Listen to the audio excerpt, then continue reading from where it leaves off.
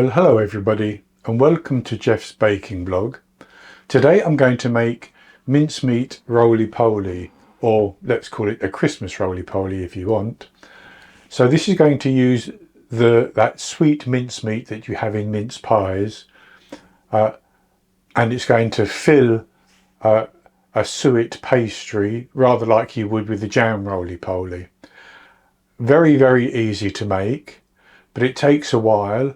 I'm going to bake mine for an hour and 45 minutes, and that's going to bake it right through and make it slightly less stodgy than it otherwise might be. But you can bake it for a shorter time if you prefer a stodgier consistency to your roly-poly. And I start off by preheating my oven to 180 degrees Celsius, 160 Celsius with a fan, 350 Fahrenheit, and I'm boiling a kettle of water, about 1.5 litres, 6 cups of water, which I'm going to pour into a baking pan, which is in the oven, so that it will steam the roly-poly. So with that said, I'll go on to the ingredients. And for this I have 175 grams, 1 cup plus 3 tablespoons of self-raising flour. That would be, that's 1 cup and 3 tablespoons based on scooping packed flour into a 250 milliliter cup. I have 25 grams, 2 tablespoons of sugar, 100 grams of suet. Now suet tends to be a beef product, the fat from around the kidneys of the beef, but these days you can also get the vegetable suet, which works just as well. So you don't have to use the beef suet if you don't want to. I have 75 millilitres, 5 tablespoons of milk, 3 grams, half a teaspoon of salt, and 130 grams, 6 tablespoons of mincemeat. If I need more mincemeat I have more, but I think 6 tablespoons should probably be enough. And we're going to put these 5 ingredients into a bowl and mix them all together into our dough.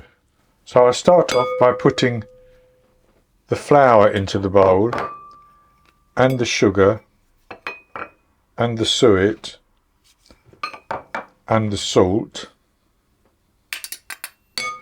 And I'm just going to give those a stir around.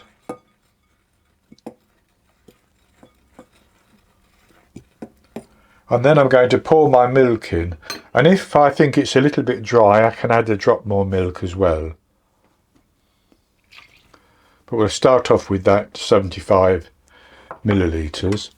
I'm simply going to use a knife and stir that around and bring that together into a very sticky dough, or a very stodgy dough should I say.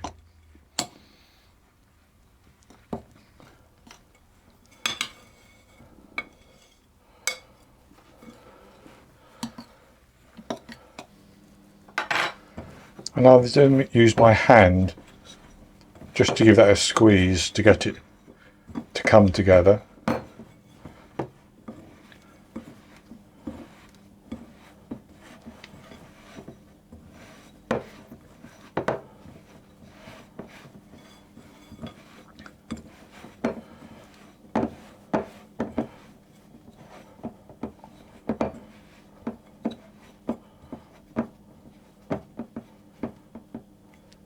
And I'm going to put just a little drop more milk into that.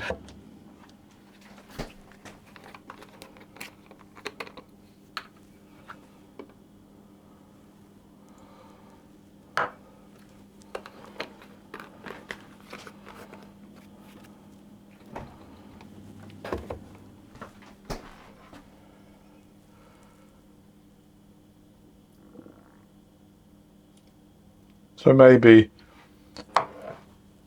5 to 10 millilitres more, and that's bringing that together quite nicely.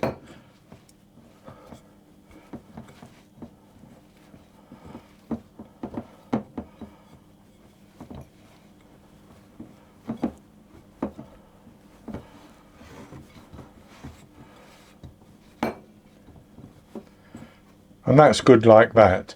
So then I'm going to roll that out.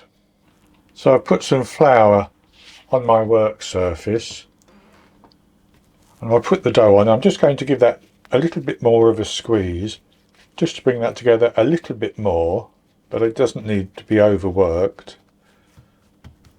And I'm going to roll that out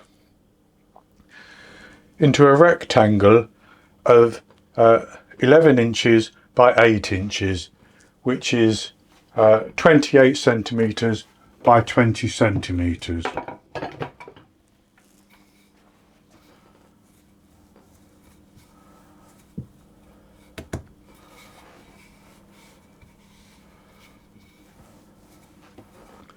And that's rolled out quite nicely. So then what I'm going to do is I'm going to take my mincemeat and I'm going to put that onto the suet pastry, and I'm going to spread that around as evenly as I can, and I will leave just a little gap maybe. I think I'm going to use some more actually. I can see that this is not going to be enough to give a good spread. So in my written recipe on my blog, and when I put the ingredients on the video screen, I will actually put the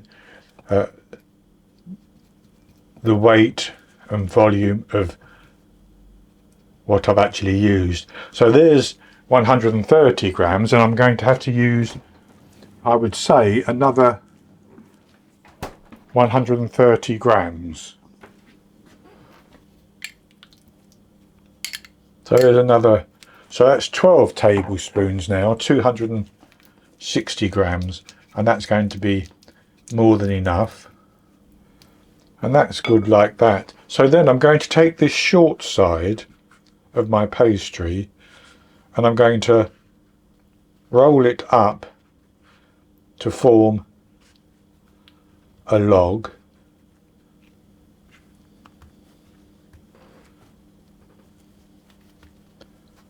Like that.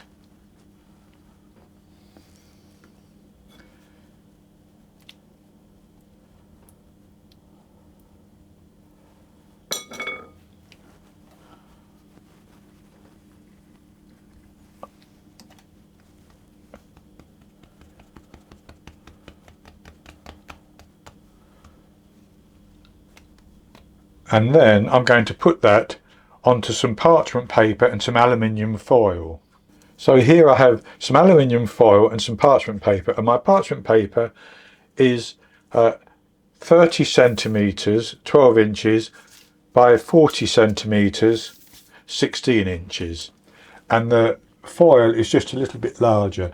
So I'm going to put my log onto the parchment paper like that with the seam side down, and I'm going to pick up both papers and I'm going to fold them over to create a seal .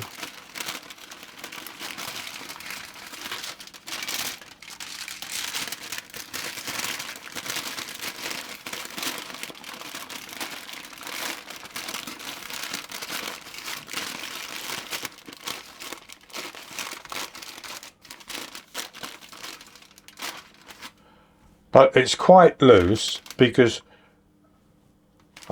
the roly-poly is going to expand as it cooks in the oven. So then I'll crimp the edge, sorry, I'll crimp the ends, should I say, like that. And I'm going to put that into the oven. So with my oven preheated, I'm going to take my pan and I'm going to pour in my boiling water, which will come about a quarter to a third of the way up the pan. and I'm going to put that on my lower rack in the oven. Then I'm going to stand my roly-poly on the second rack just above the pan. Just stand it on the rack without a baking tray, and I'm going to cook that for 1 hour and 40 to 1 hour and 45 minutes. As I said, you can cook it for a shorter time if you want a more stodgy roly-poly, but I want mine to be cooked all the way through. And so after 1 hour and 45 minutes, I take it out of the oven and leave it wrapped up for about 10 minutes. Then I'll unwrap it and come back and show you the results. I steam baked my mincemeat roly-poly for 1 hour and 45 minutes. Then I took it out of the oven and left it for 10 minutes. I've unwrapped it and I've cut it to take a slice out. So I'll show you what it looks like. So as you can see, it's baked up very nicely, and it's going to be stodgy, but not too stodgy, and it's full of mincemeat, so it's going to be very, very tasty. And I have a portion in a bowl with some custard, which I've made, so I'll just have a taste of that.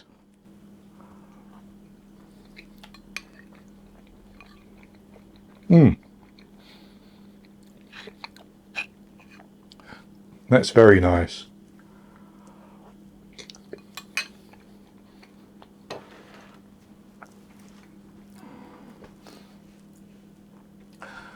The roly-poly, that mincemeat flavour, which you know from mince pies, is wonderful, and then the texture of the roly-poly itself is very, very good. So this is actually a very simple recipe, and really with the baking it only takes a couple of hours to do, and it could be used as an alternative, for instance, to a Christmas pudding perhaps at Christmas. But anyway, however you might like to eat it. So that's going to be it for this recipe. I hope you've enjoyed it, and if you have, please give me the thumbs up below and click to subscribe to my YouTube channel. In the top right hand corner of the screen there'll be an eye that you can click on, and that will take you to a link for the recipe, and I'll put a link below the video as well. And I'll be back with another recipe in the very near future. So until then, happy baking.